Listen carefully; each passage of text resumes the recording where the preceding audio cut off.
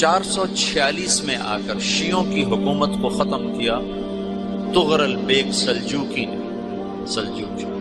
سلجوق مسلمان ہوئے تھے محمود غزنوی کے دور میں، سلجوق ان کے بڑے کا نام تھا۔ تو ایک دفعہ محمود غزنوی نے سلجوق سے پوچھا اگر مجھے تیری مدد کی ضرورت ہو تو کتنے آدمی پیش کر سکتے؟ تو اس نے ایک تیر دیا، کہا یہ ایک تیر ہے میرا، کسی کو یہ تیر بھیج کر میرے علاقے میں بھیج دو تو چند گھنٹوں میں 1,00,000 تلواریں تیرا پہرا دینے کے لیے تیار ہوں گی، میرے پاس اتنی طاقت ہے۔ تو یہ سلجوق کی نسل میں تھا تغرل بیگ۔ اللہ تعالیٰ نے جب عرب زوال کا شکار ہو گئے اور ضعف کا شکار ہو گئے، جیسے بڑھاپے کا کوئی علاج نہیں، جب قوموں پہ زوال آتا ہے تو اس کا بھی کوئی علاج نہیں، پھر اور قوم کو جگہ ملتی ہے۔ جیسے بڑھاپا ایک فرد پہ آتا ہے، ایسے بڑھاپا قوم پہ آتا ہے۔ قوم کا بڑھاپا جوانی میں نہیں لوٹ سکتا، جیسے فرد کا بڑھاپا جوانی کی طرف نہیں لوٹ سکتا، قوم کا بڑھاپا جوانی کی طرف نہیں لوٹ سکتا، کوئی علاج نہیں۔ نئی نسل کا آنا ہی علاج۔ تو عرب دھل چکے تھے، 600 سال بہت ہوتے ہیں حکومت کو، اپنی صفات گم کر چکے تھے، اب نئے خون کی ضرورت۔ تغرل بیگ پہلا شخص تھا جس نے آ کر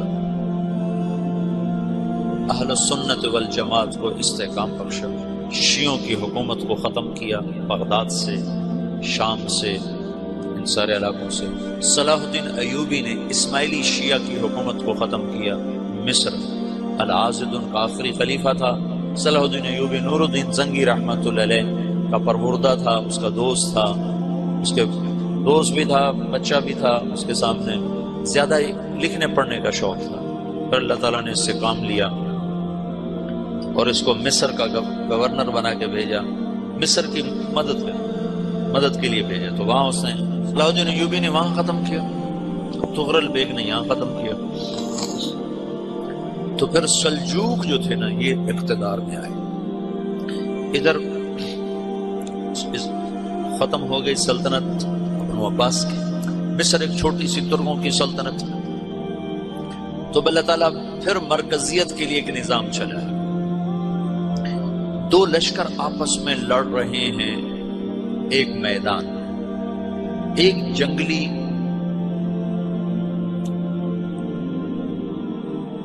بدوؤں کا قافلہ، جنگل کے لوگ اپنے قبیلے کو لے کر، ایک جنگلی قبیلہ اپنے سردار کے ساتھ نقل مکانی کر رہا ہے ایک جگہ سے دوسری جگہ۔ اللہ کا نظام کہ یہ لوگ چلتے چلتے چلتے اس وادی میں پہنچ گئے جہاں جنگ ہو رہی ہے، دو لشکر آپس میں لڑ رہے ہیں۔ جب یہ وہاں پہنچتے ہیں تو ایک لشکر کے قدم اکھڑ رہے ہیں اور دوسرا غالب آ رہا ہے۔ ان کو نہیں پتا شکست کھانے والے کون ہیں اور فتح پانے والے کون، ان کو نہیں پتا۔ اس جنگلی قبیلے کے سردار کا نام بھی تغرل ہے، تغرل۔ تو یہ سردار کہتا ہے جو شکست کھا رہے ہیں ان کی مدد کرو، کچھ پتہ نہیں کون ہے، کہتا جو شکست کھا رہے ہیں ان کی مدد کرو۔ تو 400 وحشی جنگلیوں نے فاتح لشکر کے پیچھے حملہ کر دیا۔ تو ایک کافی ہوتا تھا، 400 دوڑ جب تلواریں پڑی تو چند لمحوں میں نقشہ بدل گیا، بھاگنے والے جم گئے اور جمنے والے بھاگ پڑے۔ جب جنگ ختم ہوئی تو شکست خوردہ لشکر کے بادشاہ نے ان کو بلایا، اسے پوچھتا ہے مجھے جانتے ہو میں کون ہوں؟ کہا نہیں۔ کہا تو تم نے میری مدد کیوں کی؟ کہا انسانی ہمدردی کی وجہ سے، تمہیں شکست ہو رہی تھی اس لیے تمہاری مدد کی۔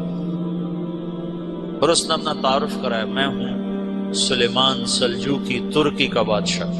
مسلمانوں کا لشکر تھا اور تاتاریوں سے شکست کھا رہا تھا، تاتاری فتح پا رہے تھے، مسلمان شکست کھا رہے تھے۔ تو وہ اللہ کی غیبی مدد بن کر آئے.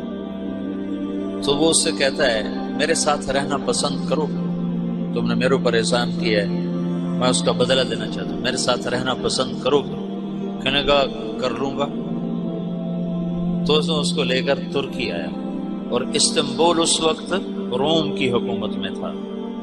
اس سے فتح کیا اس تغرل کے آگے چوتھے پانچویں پڑپوتے محمد فاتح نے.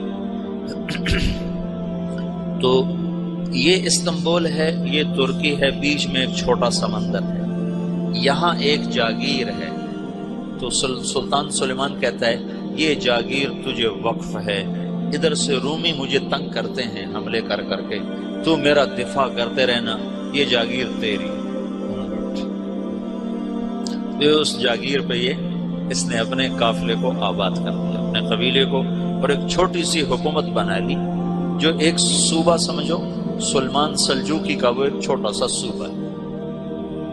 وہاں جب یہ رہ پڑا تو پھر یہ ایک شیخ کے بیعت ہوتا ہے، وہاں شیخ طریقت ان کے یہ بیعت ہونے جاتا ہے.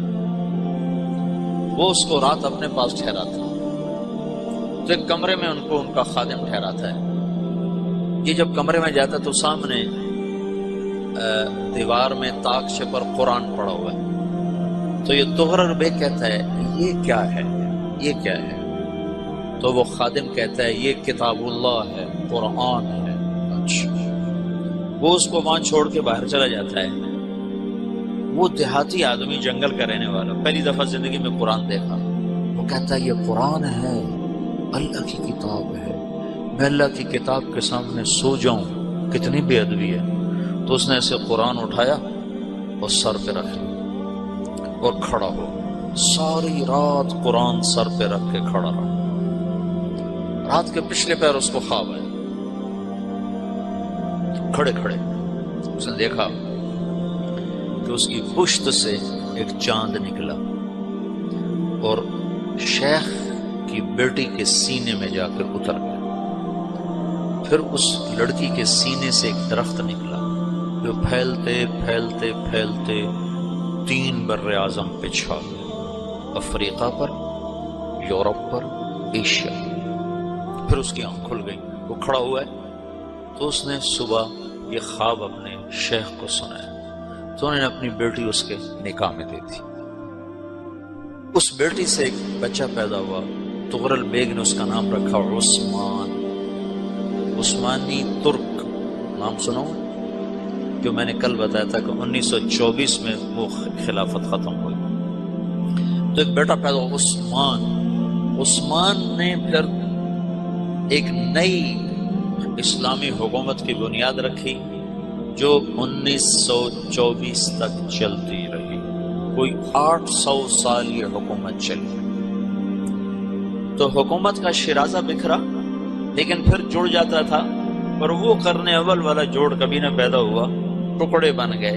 ان ٹکڑوں میں اللہ لوگ پیدا کرتا رہا جو دعوت دیتے رہے.